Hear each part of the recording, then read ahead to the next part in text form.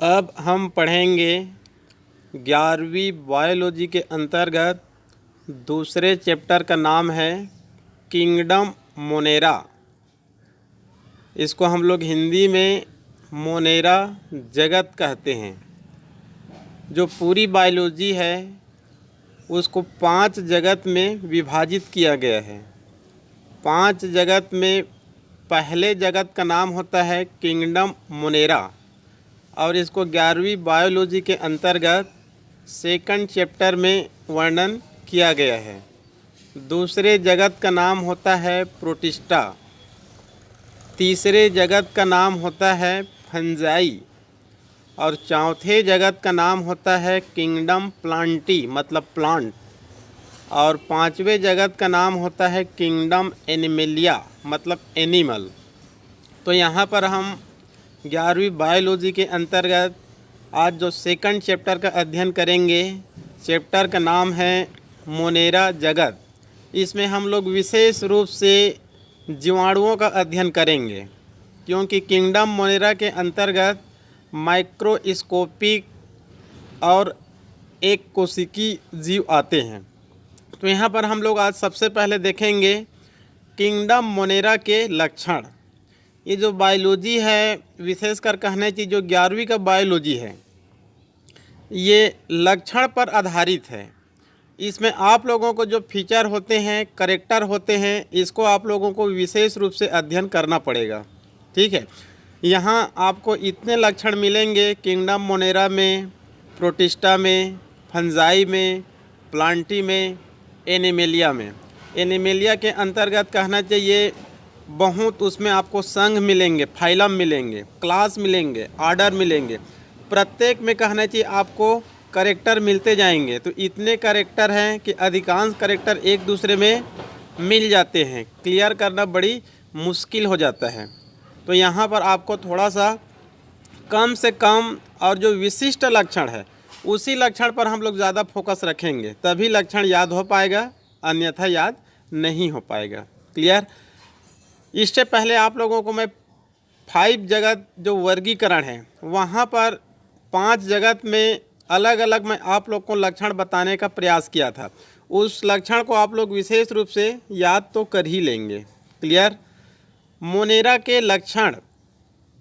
Prokaryotic कोशिका, आप लोग को मैं बताया था जो 5 जगत है उसमें केवल किंगडम मोनेरा ही ऐसे जगत होता है जो प्रोकैरियोटिक कोशिका रखते हैं। बाकी जो अन्य 4 जगत है उन सभी में यूकैरियोटिक कोशिका होते हैं। प्रोकैरियोटिक मतलब ओल्ड सेल है और ये विकसित सेल नहीं होती है। इसके अंदर अधिकांश आर्गन क्या होते हैं, एब्सेंट होते हैं। जैसे प्रोकैरियोटिक कोशिका में केंद्रक तो रहेंगे लेकिन केंद्रक के चारों तरफ केंद्रकी झिल्ली न्यूक्लियर मेम्ब्रेन नहीं पाए जाते हैं, माइटोकॉन्ड्रिया नहीं पाए जाते हैं, एंडोप्लाज्मिक रेटिकुलम नहीं पाए जाते हैं, लाइसोसोम, गोल्गी बॉडी, सेंट्रोसोम ये सब इसमें नहीं पाए जाते हैं।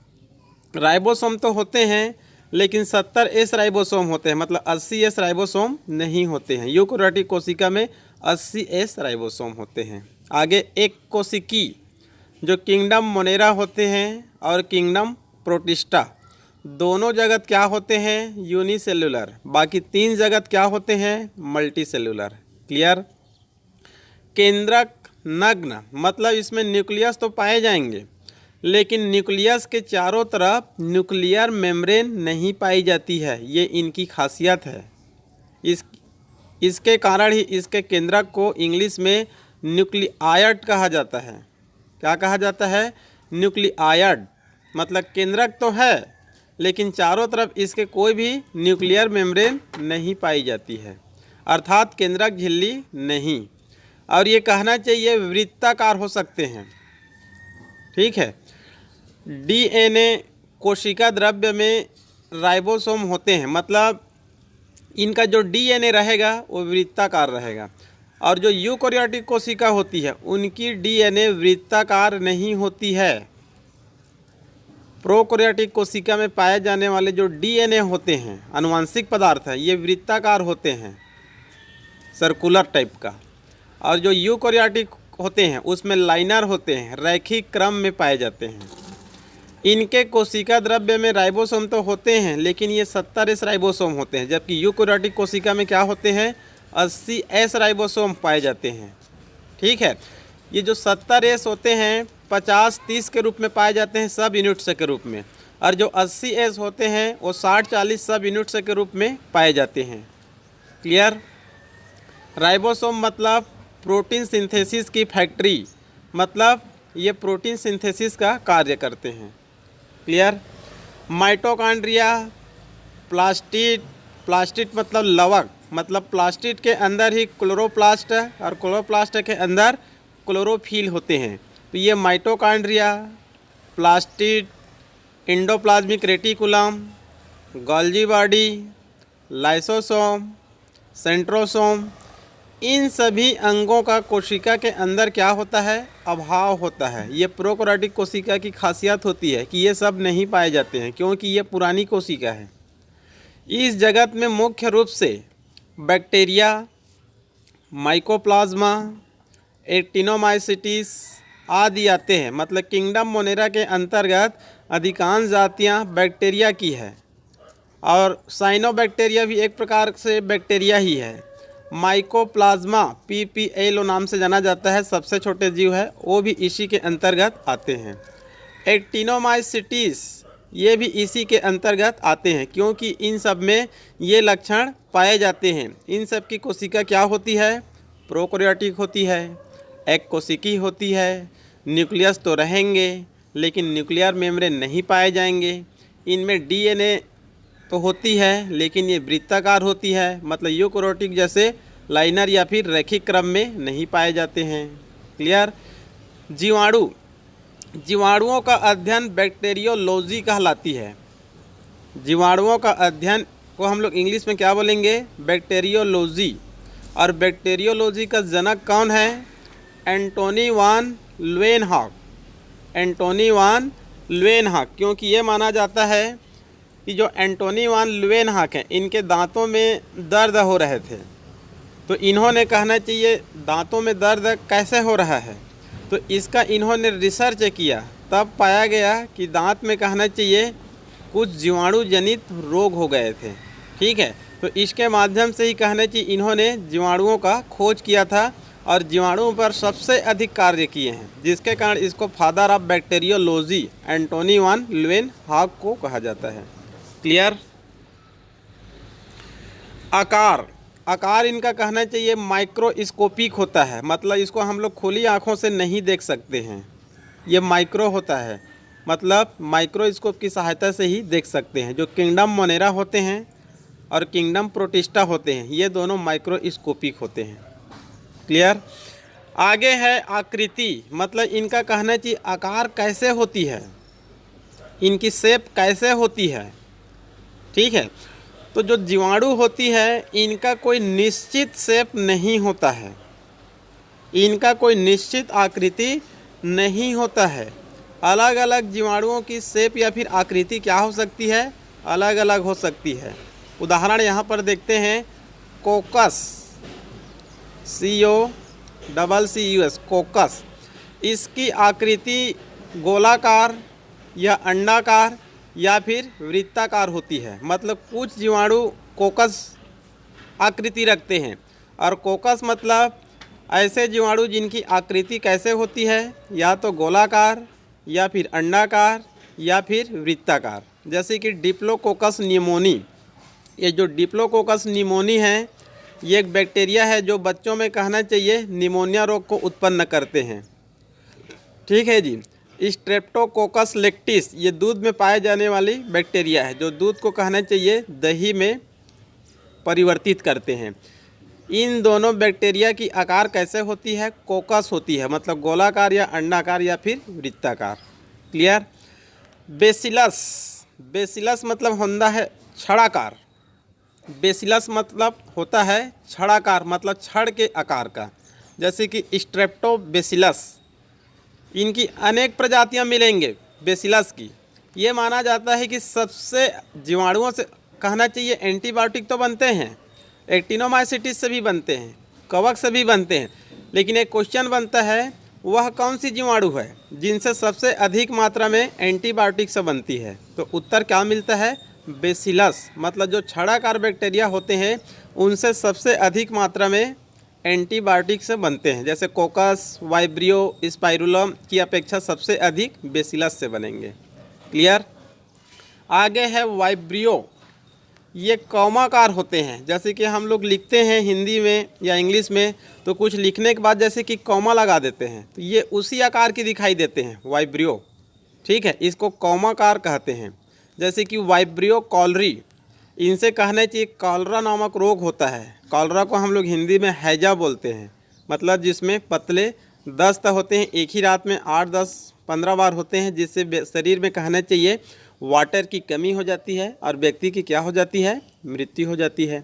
तो जो वाइब्रियो कॉलरी होते हैं, कॉलरा उत्पन्न करने वाले जो बैक्टीरिया होते हैं, उनका आकार कौमाकार होते हैं। इनको इंग्लिश में वाइब्रियो कहा जाता है। क्लियर? स्पाइरुलम, स्पाइरुलम वाले बैक्टीरिया सर्पिलाकार होते हैं या फिर कुंडलित होते हैं। स्पाइरल या सर्पिलाकार या फिर कुंडलित, मतलब एक धागा है मान लो, जो एक दूसरे से कहना चाहिए कुंडलित पाई जाती है, ये इसी आकार की होती है। क्लियर? फ्लैजिलेटेड, मतलब कुछ जीवाणु ऐसे होती है जिनके शरीर में फ्लैजिला पाई जाती है, तो ऐसे जीवाणुओं को फ्लैजिलेटेड बैक्टीरिया कहा जाता है।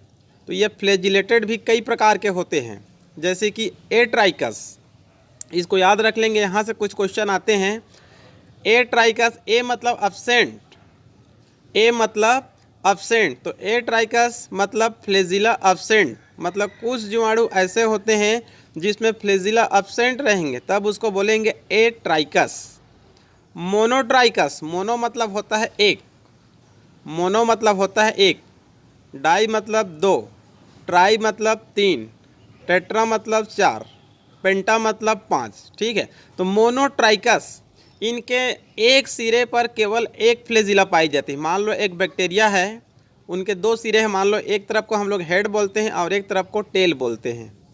ठीक है जी, तो मान लो कहने चाहिए कोई बैक्टीरिया है, उनके एक सिरे में केवल एक ही फ्लैजिला पाई जाती है, चाहे वो हेड तरफ हो चाहे टेल तरफ हो। एक बैक्टीरिया है जिनके एक सिरे में केवल एक ही फ्लैजिला पाई जाती है, तब उस बैक्टीरिया को कहेंगे हम लोग मोनोट्राइकस। एट्राइकस मतलब एब्सेंट और मोनो मतलब एक, तो मोनोट्राइकस केवल एक पाए जाएंगे, चाहे सिरे कोई भी हो। क्लियर? लोफोट्राइकस, एक सिरे पर फ्लैजिला का गुच्छा, चाहे वह सिरा हेड हो चाहे टेल हो, लेकिन वहाँ पर कहना चाहिए फ्लैजिला का क्या पाया जाएगा? एक गुच्छा पाया जाएगा, तब उस गुच्छा को क्या बोलेंगे हम लोग? लोफोट्राइकस। एक तरफ है लेकिन एक गुच्छे के रूप में पाई जाती है, लोफोट्राइकस। एम्फीट्राइकस, एम्फी मतलब उभय, एम्फी मतलब उभय, मतलब मान लो कोई जीवाणु है जिनके दोनों सिरे में फ्लैजिला का गुच्छा पाई जाती है, हेड और टेल दोनों सिरे में फ्लैजिला का क्या पाई जाती है? गुच्छा पाई जाती है, तब उस जीवाणु को हम लोग क्या बोलेंगे? एम्फीट्राइकस। एक तरफ गुच्छा है तब लोफोट्राइकस, दोनों तरफ गुच्छे हैं तब उसको एम्फीट्राइकस कहेंगे। अगला है पेरीट्राइकस। पेरीट्राइकस, मान लो कहने चाहिए कोई बैक्टीरिया है और उनके पूरी शरीर में फ्लैजिला पाई जाती है, मतलब दोनों सिरा में तो पाई ही जाती है, उसको छोड़कर जो बीच का भाग होता है, मतलब पूरी बॉडी में कहना चाहिए फ्लैजिला का गुच्छा पाई जाती है, तब उसको कहा जाता है पेरीट्राइकस। इसका उदाहरण होता है ई कोलाई नामक बैक्टीरिया, और ये ई कोलाई नामक बैक्टीरिया हमारे आहार नाल में पाई जाती है, और ये हमारे लिए और जेनेटिक इंजीनियरिंग के लिए बहुत ही महत्वपूर्ण बैक्टीरिया होते हैं। 12वीं वाले स्टूडेंट्स को पता होगा, क्योंकि जो जेनेटिक्स से होता है, जितना भी रिसर्च हुआ है ई कोलाई नामक बैक्टीरिया पर ही हुआ है। क्लियर? जीवाणुओं का रंजन या स्टेनिंग, जीवाणुओं का रंजन या फिर स्टेनिंग। मान लो कहना चाहिए कोई जीवाणु है, मान लो कोई जीवाणु है, उसको हम लोग कुछ रासायनिक पदार्थों से, ठीक है, रंजक से स्टेनिंग किया जाता है। कुछ जीवाणु ले लेते हैं और उसको कुछ रंजक से, मतलब कुछ रासायनिक पदार्थों से, कुछ केमिकल रंग से उसको स्टेनिंग किया जाता है, मतलब रंगा जाता है उसको। ठीक है, तब मान लो कहना चाहिए वह बैक्टीरिया यदि पर्पल कलर ग्रहण कर लेते हैं, यदि उनको कहना चाहिए किसी रंजक से उसको स्टेनिंग किया जाता है, तब मान लो उस बैक्टीरिया का कलर पर्पल कलर ग्रहण कर लेते हैं, तब उस बैक्टीरिया को ग्राम पॉजिटिव बैक्टीरिया कहा जाता है। और यदि वह बैक्टीरिया पर्पल कलर ग्रहण नहीं करती है, तब उस बैक्टीरिया को ग्राम निगेटिव जीवाणु कहा जाता है। ठीक है जी। मान लो प्रकृति में हजारों बैक्टीरिया हैं, यदि उसको कहना चाहिए रंजक से स्टेनिंग किया जाता है, रंजक मतलब कोई केमिकल है, जैसे रसायन में आप लोग प्रयोगशाला में करते हैं, उसमें से कहना चाहिए कुछ रंजक की सहायता से स्टेनिंग किया जाता है, तो यदि वो पर्पल कलर ग्रहण कर लेंगे तब उस बैक्टीरिया को ग्राम पॉजिटिव बैक्टीरिया कहेंगे। यदि पर्पल कलर ग्रहण नहीं कर सकते हैं तब उस बैक्टीरिया को ग्राम निगेटिव बैक्टीरिया कहा जाता है। क्लियर। तो यहाँ पर देखते हैं दोनों में अंतर। यहाँ से भी कुछ क्वेश्चन आते रहते हैं, तो इस अंतर को आप लोग विशेष रूप से याद रख लेंगे, ग्राम पॉजिटिव बैक्टीरिया और ग्राम निगेटिव बैक्टीरिया। जो ग्राम पॉजिटिव बैक्टीरिया होते हैं इनकी कोशिका भित्ति क्या होती है, मोटी होती है। कोशिका भित्ति आप लोग समझते होंगे, कोशिका होती है, उनके चारों तरफ क्या होती है, सेल मेम्ब्रेन होती है।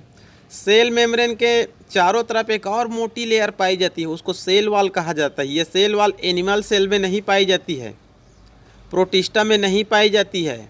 ये सेल वॉल किंगडम मोनेरा में पाई जाती है और किंगडम फंजाई में पाई जाती है और किंगडम प्लांटी में पाई जाती है। मतलब 3 जगत में पाई जाती है कोशिका भित्ति, और प्रोटिस्टा और एनिमेलिया में नहीं पाई जाती है। मतलब कोशिका की चारों तरफ जो लेयर होती है उसको सेल मेम्ब्रेन या फिर प्लाज्मा मेम्ब्रेन कहेंगे। लेकिन 3 जगत ऐसे हैं जिसमें सेल मेम्ब्रेन की चारों तरफ एक मोटी भित्ति पाई जाती है, उस मोटी भित्ति को क्या कहा जाता है, सेल वॉल। तो ग्राम पॉजिटिव में देखिए इनकी सेल वॉल क्या होती है, मोटी होती है। यहाँ पर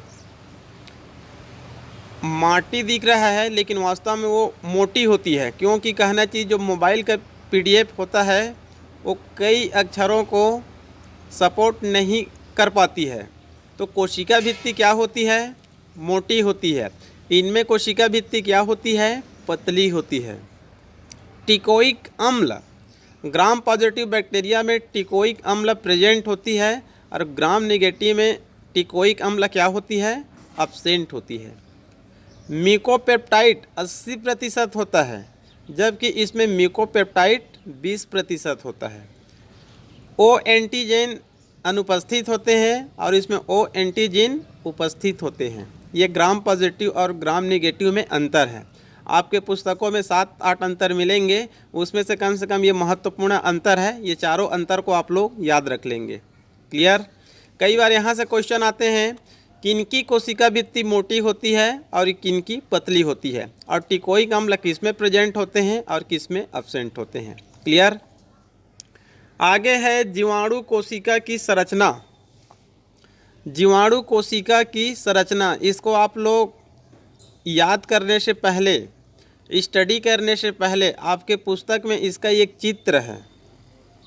जीवाणु कोशिका के एक नामांकित चित्र है, उस चित्र को आप लोग सामने में रख लेंगे और उसके बाद मेरे YouTube के माध्यम से आप लोग उसको पढ़ाई करेंगे।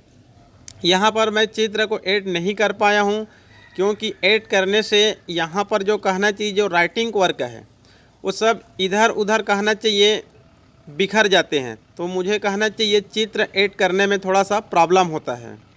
आगे जब मैं पुस्तक लिखूँगा तो चित्र ऐड करने का प्रयास करूँगा। ठीक है जी। तो यहाँ पर जीवाणु कोशिका की संरचना आप लोग चाहेंगे तो यहाँ पर 3 चित्र देखेंगे तो आपको और ज़्यादा फंडामेंटल क्लियर हो जाएगा। इस चित्र को देखने से पहले आप एनिमल सेल का चित्र देख सकते हैं, प्लांट सेल का चित्र देख सकते हैं और बैक्टीरिया सेल का चित्र एक साथ देख सकते हैं। ये सब आपके 11वीं के ही बायोलॉजी में मिल जाएगा।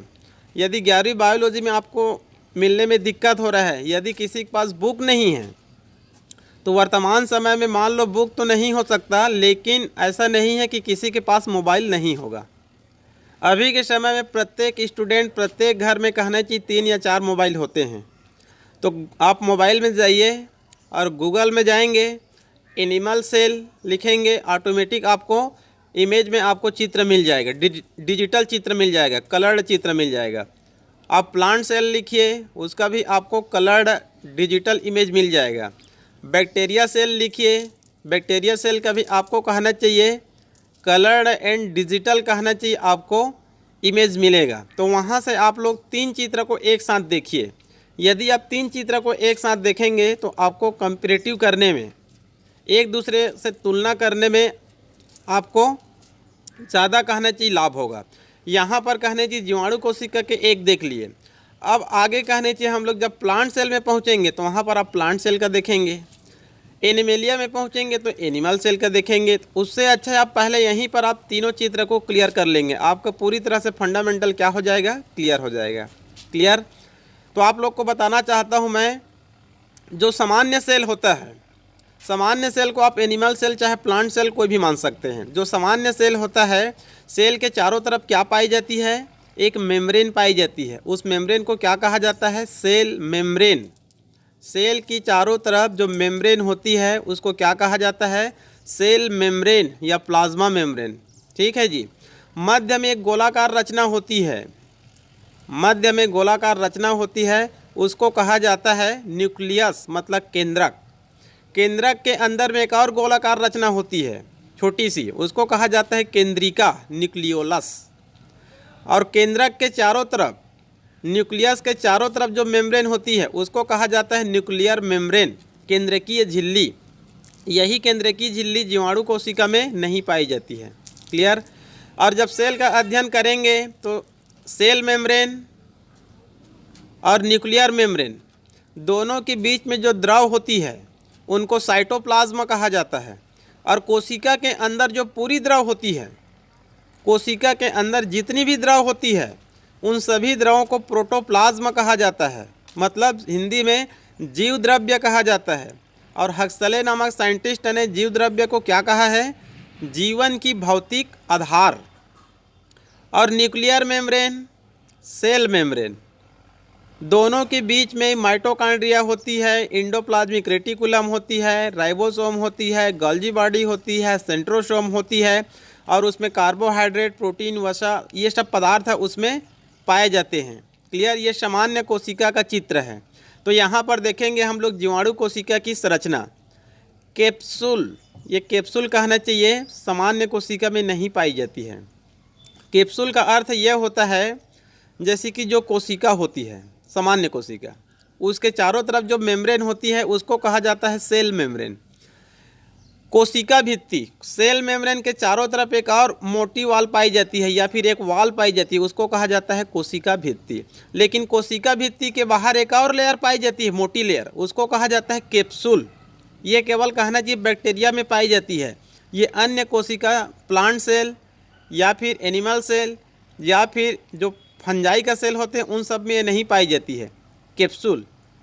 कैप्सूल मतलब होता है, चित्र को देख लेंगे, कोशिका भित्ति के बाहर एक मोटी लेयर होती है, कोशिका भित्ति के बाहर एक मोटी लेयर होती है, उस मोटी लेयर को ही क्या कहा जाता है, कैप्सूल कहा जाता है। ये जनरली तौर पर पॉलीसेकेराइड की बनी होती है। पॉलीसेकेराइड मतलब एक प्रकार का क्या है, कार्बोहाइड्रेट है। कार्बोहाइड्रेट मान लो 3 प्रकार का होता है, कार्बोहाइड्रेट 3 प्रकार का होता है, monosaccharide, oligosaccharide, polysaccharide. Monosaccharide, oligosaccharide, polysaccharide, ये तीनों कार्बोहाइड्रेट है। मोनोसेकेराइड के अंतर्गत क्या आते हैं, glucose, fructose, galactose. Glucose, fructose, galactose, ये मोनोसेकेराइड है। ओलिगोसेकेराइड, ओलिगोसेकेराइड के अंतर्गत आते हैं sucrose, maltose, lactose, sucrose, maltose, lactose. और पॉलीसेकेराइड के अंतर्गत आते हैं starch, cellulose, glycogen. Starch, cellulose, glycogen मतलब बड़ी कार्बोहाइड्रेट है। मोनोसेकेराइड सबसे छोटी है, मोनो मतलब एक, और ओलिगो मतलब सूक्ष्म या फिर कम, मतलब 2 से 10 तक। तो मोनोसेकेराइड होते हैं ग्लूकोज, फ्रुक्टोज, गैलेक्टोस, और ओलिगोसेकेराइड होते हैं सुक्रोज, माल्टोस, लेक्टोस, और पॉलीसेकेराइड होते हैं स्टार्च, सेल्यूलोस, ग्लाइकोजन। तो ये जो कैप्सूल होते हैं जो कोशिका भित्ति की बाहर पाई जाती है एक मोटी लेयर के रूप में, ये किससे बनी होती है, पॉलीसेकेराइड से बनी होती है। और जिस जीवाणु में यह पाई जाती है उस जीवाणु को कहा जाता है कैप्सुलेटेड बैक्टीरिया। जिस जीवाणु में यह पाई जाती है कैप्सूल, तब उस जीवाणु को कहा जाता है कैप्सुलेटेड बैक्टीरिया। और जिस जीवाणु में नहीं पाई जाती है उस जीवाणु को कहा जाता है नॉन कैप्सुलेटेड बैक्टीरिया। मतलब ये सभी जीवाणु में नहीं होती है, ये आधे में प्रेजेंट होती है और आधे में प्रेजेंट नहीं होती है। तो जिसमें प्रेजेंट होती है उसको कहा जाता है कैप्सुलेटेड बैक्टीरिया। ये देखा जाता है जिस जीवाणु में कैप्सूल पाई जाती है, जो कैप्सुलेटेड बैक्टीरिया होती है वो जनरली तौर पर रोग उत्पन्न करने वाले बैक्टीरिया होते हैं और मेडिसिन से आसानी से ये डेथ नहीं होते हैं, क्योंकि ये जो कैप्सूल होते हैं, ये जो सेल वाल होते हैं, बैक्टीरिया को डेथ होने से क्या कर देते हैं, रक्षक कवच के रूप में बचाने का कार्य करते हैं। इसी कारण जब हमारे शरीर में बैक्टीरिया जनित रोग होता है तो हम लोग जब मेडिसिन लेते हैं तो मेडिसिन कहना चाहिए आगे शरीर में ब्लड में जाकर क्या कार्य करता है, इन बैक्टीरिया को नष्ट करता है। लेकिन इन बैक्टीरिया की नष्ट आसानी से नहीं हो पाती है, क्योंकि इनके चारों तरफ क्या होती है, सेल वाल होती है, और सेल वाल के और चारों तरफ क्या होती है, कैप्सूल होती है। क्लियर। आगे है सेल वाल। सेल वाल से क्वेश्चन आते ही रहते हैं नीट में, ठीक है जी। यह सेल मेम्ब्रेन के चारों तरफ एक कठोर कोशिका भित्ति पाई जाती है। जो सेल के चारों तरफ जो सेल मेम्ब्रेन होती है, ठीक है, सेल मेम्ब्रेन के चारों तरफ एक मोटी वाल पाई जाती है। उस मोटी वाल को क्या कहा जाता है, ये कठोर भी होती है, इनको कहा जाता है सेल वाल।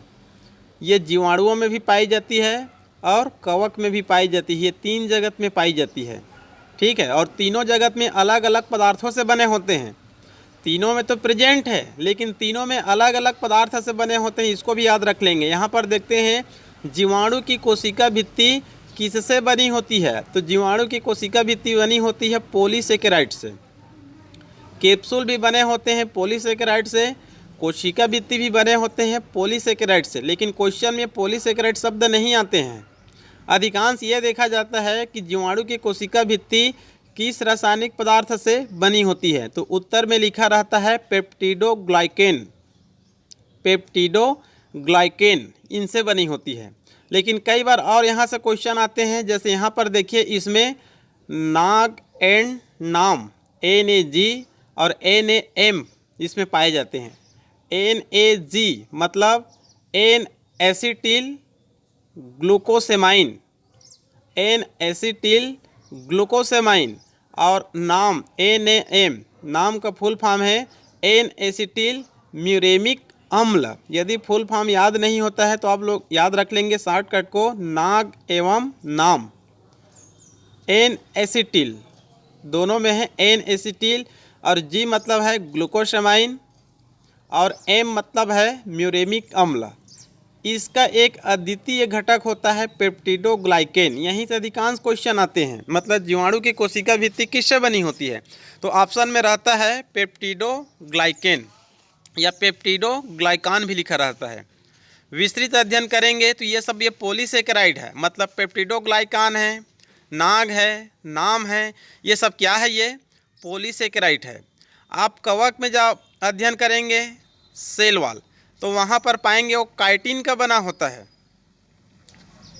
जो कवक होती है उनमें भी सेल वाल प्रेजेंट होती है। तो कवक का सेल वाल किससे बनी होती है, काइटिन।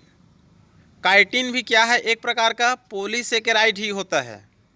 क्लियर। अब पादप में अध्ययन करेंगे तो पादप में भी कहना चाहिए सेल वाल पाई जाती है, लेकिन पादप का सेल वाल मुख्य रूप से किससे बनी रहती है, सेल्यूलोज से बनी होती है। और सेल्यूलोज भी क्या होता है, पॉलीसेकेराइड ही होता है। क्लियर। आगे है प्लाज्मा मेम्ब्रेन, मतलब सेल मेम्ब्रेन, प्लाज्मा मेम्ब्रेन, ठीक है। ये जो कोशिका होती है गोलाकार, उनकी चारों तरफ जो मेम्ब्रेन होती है उसी मेम्ब्रेन को क्या कहा जाता है, सेल मेम्ब्रेन या फिर प्लाज्मा मेम्ब्रेन। कई बार यहाँ से क्वेश्चन पहले आते थे कि सेल मेम्ब्रेन किससे बनी होती है, तो सेल मेम्ब्रेन वास्तव में हम लोग चित्र में देखेंगे तो केवल एक मेम्ब्रेन दिखाई देगा, लेकिन उसको हम लोग जब माइक्रोस्कोप से देखेंगे तब उसमें दो मेम्ब्रेन होते हैं, आउटर सेल मेम्ब्रेन और इनर सेल मेम्ब्रेन, ठीक है जी। न्यूक्लियस, न्यूक्लियस में भी जो न्यूक्लियर मेम्ब्रेन होती है, हालांकि जीवाणु में नहीं होती है, उसमें भी दो मेम्ब्रेन होते हैं। मतलब अधिकांश जितने भी ऑर्गन होते हैं, चाहे आपका न्यूक्लियस हो, चाहे न्यूक्लियोलस हो, चाहे माइटोकॉन्ड्रिया हो, चाहे गोल्जी बॉडी हो, चाहे एंडोप्लाज्मिक रेटिकुलम हो, चाहे सेल मेम्ब्रेन हो, सभी को माइक्रोस्कोप में देखेंगे तो अधिकांश में दो मेम्ब्रेन होते हैं, एक होते हैं आउटर और एक होते हैं इनर। ठीक है जी। लेकिन ये सेल मेम्ब्रेन किससे बनी होती है?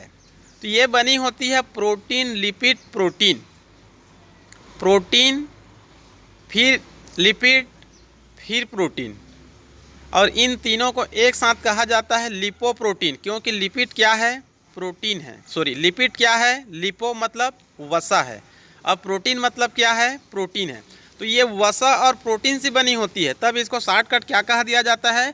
लिपोप्रोटीन। तो ऑप्शन में यदि या तो लिपोप्रोटीन लिखा रहेगा या फिर लिपोप्रोटीन नहीं रहेगा तो प्रोटीन, लिपिड, प्रोटीन मतलब जो सेल मेम्ब्रेन है, चाहे आउटर को कहिए चाहे इनर को कहिए, ठीक है, उसका हम लोग रासायनिक संगठन देखेंगे तो पहले उसमें प्रोटीन मिलेगा, फिर उसके बाद लिपिड मिलेगा और फिर उसके बाद प्रोटीन मिलेगा। तो इसको आप कह सकते हैं प्रोटीन, लिपिड, प्रोटीन या फिर लिपोप्रोटीन की बनी होती है। क्लियर? और जो बैक्टीरिया का सेल मेम्ब्रेन होता है, इनकी एक विशेषता होती है, इनकी एक खासियत होती है, इनके सेल मेम्ब्रेन में श्वसनीय एंजाइम पाए जाते हैं, मतलब रेस्पिरेशन करने के लिए कुछ एंजाइम पाए जाते हैं। क्योंकि बैक्टीरिया सेल में माइटोकॉन्ड्रिया नहीं पाई जाती है, बैक्टीरिया सेल में माइटोकॉन्ड्रिया नहीं पाई जाती है, तो माइटोकॉन्ड्रिया नहीं पाई जाती है तो क्या श्वसन नहीं होगा? होगा, लेकिन दूसरे विधि से होगा। तो इनकी प्लाज्मा मेम्ब्रेन अंदर की तरफ विस्तृत होकर एक मीजोसोम सा बना लेती है। ठीक है, उनकी सहायता से भी कहना चाहिए श्वसन होते हैं और इसमें रेस्पिरेटरी एंजाइम भी पाए जाते हैं। क्लियर? आगे है मीजोसोम्स। मीजोसोम से कहना चाहिए बैक्टीरिया सेल की विशेषता होती है, क्योंकि ये सामान्य cell, animal cell, plant cell में नहीं पाई जाती है। क्योंकि एनिमल सेल, प्लांट सेल में क्या पाई जाती है? माइटोकॉन्ड्रिया पाई जाती है। माइटोकॉन्ड्रिया क्या होते हैं? रेस्पिरेटरी ऑर्गन होते हैं। और ये प्रोकैरियोटिक कोशिका है, इसमें माइटोकॉन्ड्रिया नहीं पाई जाती है। तो इनका कहने की जो सेल मेम्ब्रेन होता है वो अंदर की तरफ जाकर जो आंतरिक झिल्ली होती है, जैसे प्लाज्मा झिल्ली में एक आउटर होते हैं और एक इनर होते हैं, जो इनर वाले कहना चाहिए, अंदर वाले जो सेल मेम्ब्रेन होते हैं अंदर की ओर जाकर कहना चाहिए एक मीजोसोम सा बना लेती है, और यही मीजोसोम सा कहना चाहिए माइटोकॉन्ड्रिया के अनुपस्थिति में क्या कार्य करती है? रेस्पिरेशन का कार्य करती है। क्लियर? कोशिका द्रव्य, कोशिका द्रव्य में अधिकांश सेल ऑर्गन क्या होते हैं? अनुपस्थित होते हैं। पहले आप लोग ये समझ जाइए कोशिका द्रव्य क्या होते हैं और जीव द्रव्य क्या होते हैं। कई बार ये देखा गया है जो 12वीं के स्टूडेंट्स होते हैं वो भी कोशिका द्रव्य क्या है और जीव द्रव्य क्या है इसमें विभक्त नहीं कर पाते हैं। क्लियर? तो जैसे आप मान लो कहना चाहिए एक गोलाकार कोशिका बनाइए, आप एक गोलाकार कोशिका बनाइए, मतलब सेल मेम्ब्रेन बनाइए, और सेल मेम्ब्रेन के अंदर जितने भी द्रव होती है, जितने भी द्रव होती है, चाहे न्यूक्लियस में हो चाहे माइटोकॉन्ड्रिया में हो, जितना भी द्रव है उन सभी द्रवों को एक साथ जीव द्रव्य कहा जाता है। क्या कहा जाता है? जीव द्रव्य प्रोटोप्लाज्म। और हक्सले नामक साइंटिस्ट ने जीव द्रव्य को क्या कहा है? जीवन का भौतिक आधार। क्योंकि जब उसमें जीव द्रव्य है तभी कोशिका जीवित रहेगा, जीव द्रव्य नहीं रहेगा तो कोशिका जीवित नहीं रहेगा। और जीव द्रव्य में 90% क्या होता है? वाटर होता है। जीव द्रव्य मतलब एक प्रकार से द्रव है। ठीक है, उसमें कार्बोहाइड्रेट, प्रोटीन व सब पाए जाते हैं, और उसमें सभी सेल ऑर्गन भी जीव द्रव्य में ही पाए जाते हैं। लेकिन जीव द्रव्य का हम लोग जब केमिकल कंपोजिशन का अध्ययन करेंगे तो उसमें 90% क्या पाए जाएंगे? वाटर पाए जाएंगे। इसी कारण कहा जाता है कि जल ही जीवन है, जल ही जीवन है। हम लोग जितने अधिक कहना चाहिए जल ग्रहण करेंगे उतने कहना चाहिए कोशिका क्या होती है? सक्रिय होती है, क्योंकि कोशिका के कोशिका द्रव्य में जल की कमी नहीं होती है। क्लियर? तो कोशिका के अंदर जितने भी द्रव है उसको आप लोग जीव द्रव्य कहिए, लेकिन ये क्या है? कोशिका द्रव्य। कोशिका द्रव्य आप लोग याद रखेंगे सेल मेम्ब्रेन के अंदर और न्यूक्लियर मेम्ब्रेन के बाहर। सेल मेम्ब्रेन के अंदर और न्यूक्लियर मतलब न्यूक्लियस के चारों तरफ जो मेम्ब्रेन होती है उसको कहा जाता है न्यूक्लियर मेम्ब्रेन।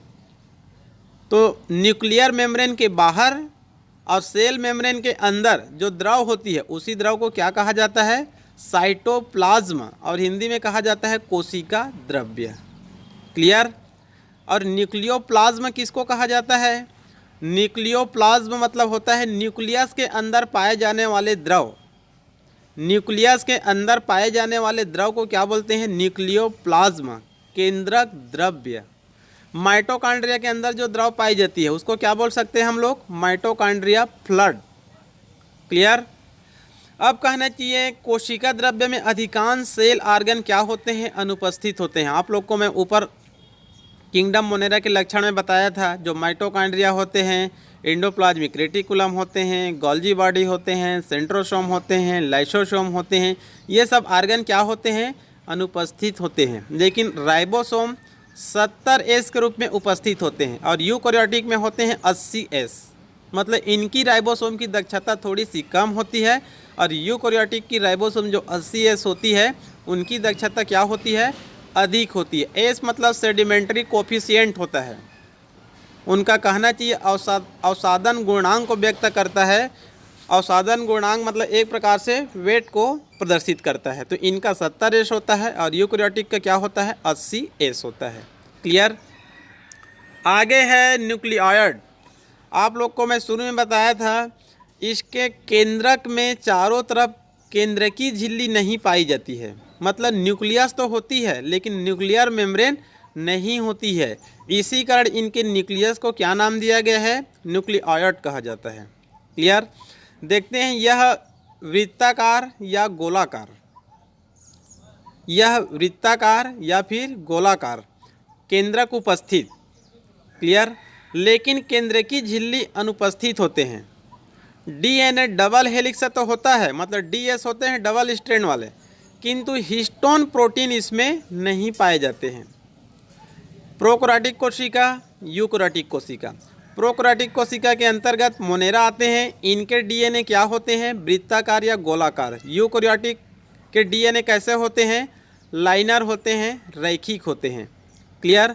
और जो यूकैरियोटिक कोशिका होते हैं उनके गुणसूत्र क्या होते हैं? जो डीएनए होते हैं वो हिस्टोन प्रोटीन से जुड़ते हैं और गुणसूत्र बना लेते हैं। लेकिन जो बैक्टीरिया सेल होती है इनमें कहना चाहिए गुणसूत्र तो होते हैं लेकिन इसमें हिस्टोन प्रोटीन नहीं होते हैं। तो डीएनए डबल हेलिक्स तो रहेगा, डबल स्ट्रैंड वाले रहेंगे, लेकिन यूकैरियोटिक कोशिका जैसे इसमें हिस्टोन प्रोटीन नहीं पाए जाते हैं। यूकैरियोटिक की विशेषता होती है उनके जो डीएनए होते हैं हिस्टोन प्रोटीन से जुड़ते हैं और गुणसूत्र बना लेते हैं। क्लियर? आगे है प्लाज्मिड। प्लाज्मिड बैक्टीरिया सेल की विशेषता है, क्योंकि एनिमल सेल, प्लांट सेल में प्लाज्मिड नहीं पाई जाती है।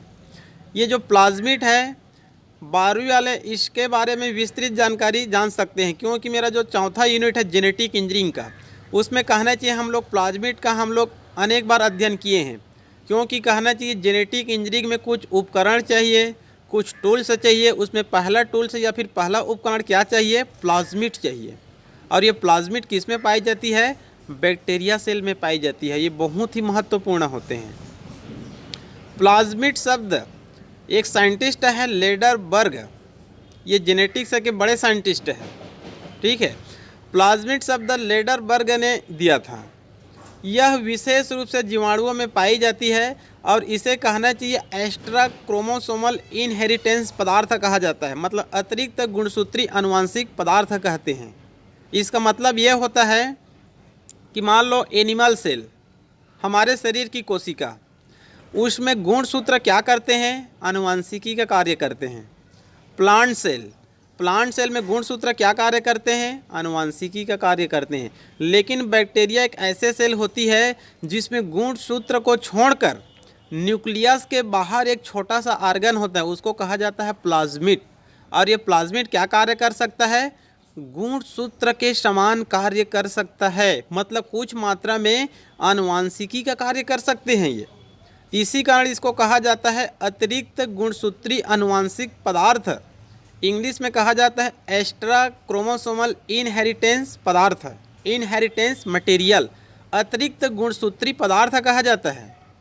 मतलब ये कुछ मात्रा में आनुवंशिकी का कार्य कर सकता है। और ये डीएनए के समान रेप्लिकेशन का भी कार्य कर सकता है, मतलब द्विगुणन का कार्य कर सकता है। ये इनकी खासियत है ये, ठीक है। और इसे एपिसोम्स भी कहा जाता है। प्लाज्मिड कहिए या एक्स्ट्रा क्रोमोसोमल इनहेरिटेंस कहिए या एपिसोम्स कहिए, इसको एक और शब्द दिया जाता है, यहाँ पर वो उल्लेखित नहीं है। इनको कहा जाता है extra nuclear inheritance. Extra nuclear inheritance, जैसे कि जो गुणसूत्र होते हैं वो न्यूक्लियस के अंदर पाए जाते हैं। जो गुणसूत्र होते हैं एनिमल में चाहे प्लांट में, वो न्यूक्लियस के अंदर पाए जाते हैं, तब उसको कहा जाता है intra nuclear inheritance. Intra nuclear क्योंकि न्यूक्लियस के अंदर है तो इंट्रा न्यूक्लियर, और ये न्यूक्लियस के बाहर होती है तो extra nuclear inheritance. Extra nuclear inheritance, या फिर इसका एक और नाम होता है, इनको कहा जाता है साइटोप्लाज्मिक इनहेरिटेंस, क्योंकि ये साइटोप्लाज्मा में पाई जाती है। ये न्यूक्लियस में नहीं पाई जाती है, ये पाई जाती है साइटोप्लाज्म में, तो इसका एक और नाम होता है साइटोप्लाज्मिक इनहेरिटेंस। प्लाज्मिड पहला नाम, एक्स्ट्रा क्रोमोसोमल इनहेरिटेंस मटेरियल दूसरा नाम, एक्स्ट्रा न्यूक्लियर इनहेरिटेंस तीसरा नाम, साइटोप्लाज्मिक इनहेरिटेंस चौथा नाम। क्लियर? मतलब ये आनुवंशिकी के कार्य कुछ मात्रा में कर सकते हैं, ये रेप्लिकेशन भी कर सकते हैं, और जेनेटिक इंजीनियरिंग में इसका उपयोग वेक्टर के रूप में किया जाता है, वाहक के रूप में किया जाता है। क्लियर? उदाहरण के तौर पर यहाँ पर PBR 322, PBR 322, PBR का फुल फॉर्म होता है प्लाज्मिड बोलिवर रोड्रिगेज। ये साइंटिस्ट का नाम है बोलिवर रोड्रिगेज। इन्होंने कहना चाहिए 1977 में इसका खोज किया था। PBR 322 जो कि कहना चाहिए ई कोलाई नामक बैक्टीरिया में पाए जाते हैं। ई कोलाई नामक बैक्टीरिया एक रिसर्च बैक्टीरिया होते हैं, मतलब जेनेटिक्स का अधिकांश रिसर्च किस बैक्टीरिया पर हुए हैं? E coli. एक और प्लाज्मिड है PUC,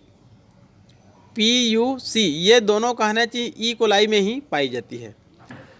तीसरा प्लाज्मिड है TI प्लाज्मिड, यह एग्रोबैक्टीरियम ट्यूमिफेसियंस, एग्रोबैक्टीरियम ट्यूमिफेसियंस नामक बैक्टीरिया में पाई जाती है। एग्रोबैक्टीरियम ट्यूमिफेसियंस एक बैक्टीरिया है जिसको जेनेटिक इंजीनियरिंग में नेचुरल इंजीनियर मतलब प्राकृतिक इंजीनियर कहा जाता है। मतलब प्लांट जेनेटिक इंजीनियरिंग में इनका विशेष रूप से उपयोग होता है।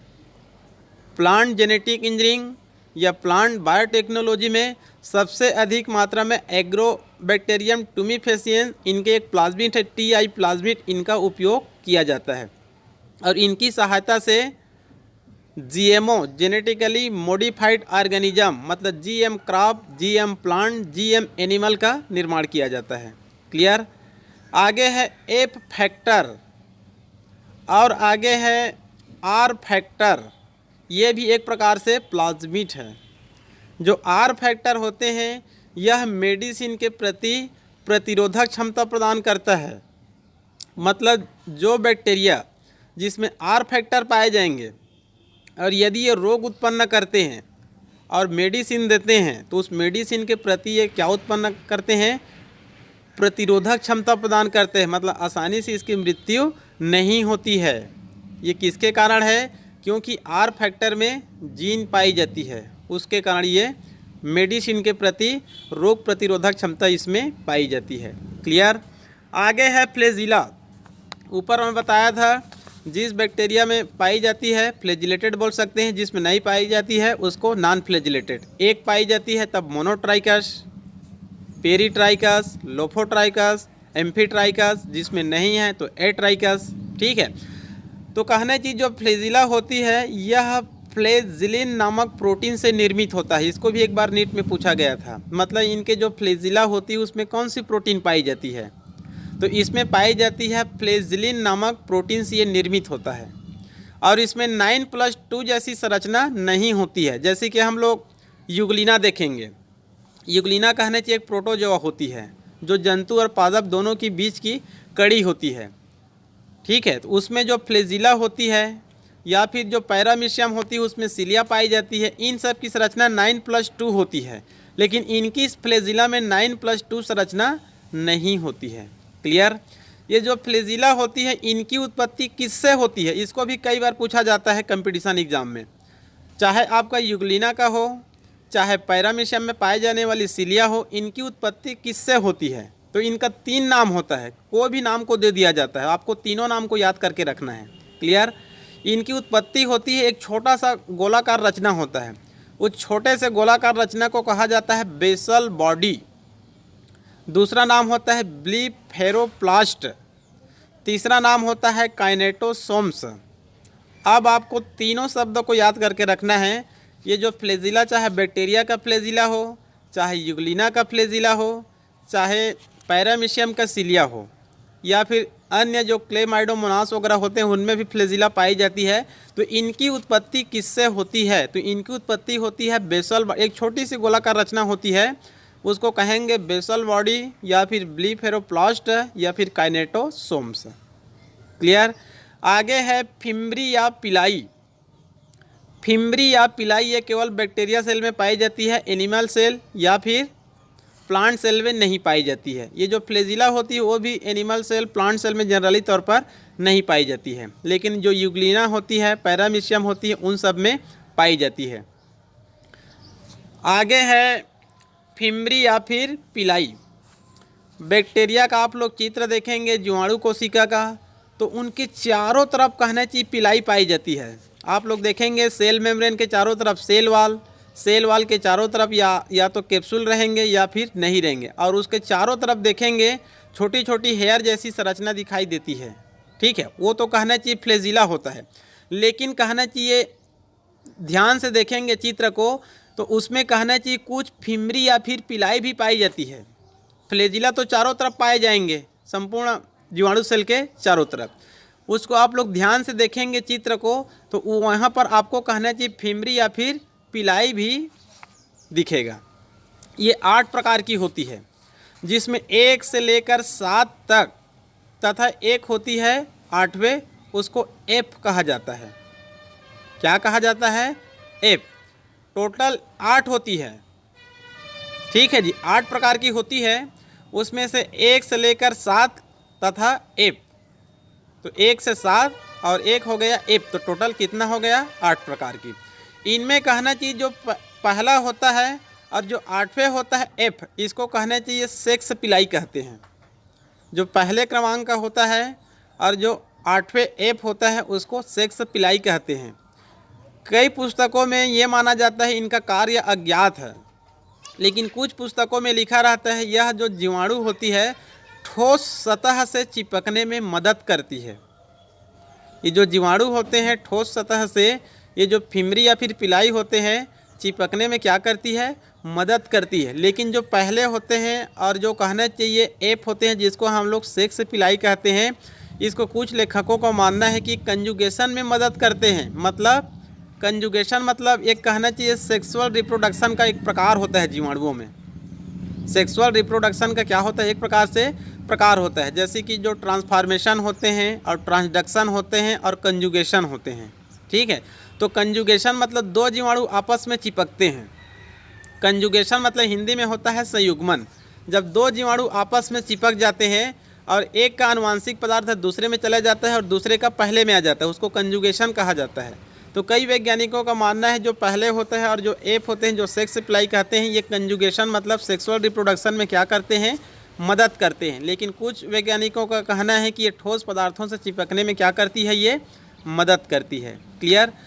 तो आज केवल इतना ही अध्ययन करेंगे, कल पुनः अध्ययन करेंगे जीवाणुओं में जनन को, जीवाणुओं में जनन को। क्लियर? तो ये कहना चाहिए आज का हम पढ़ाई यहीं पर समाप्त करते हैं। कल अगले दिन पुनः अध्ययन करेंगे जीवाणुओं में जनन को। ठीक है जी, तब तक के लिए ओके।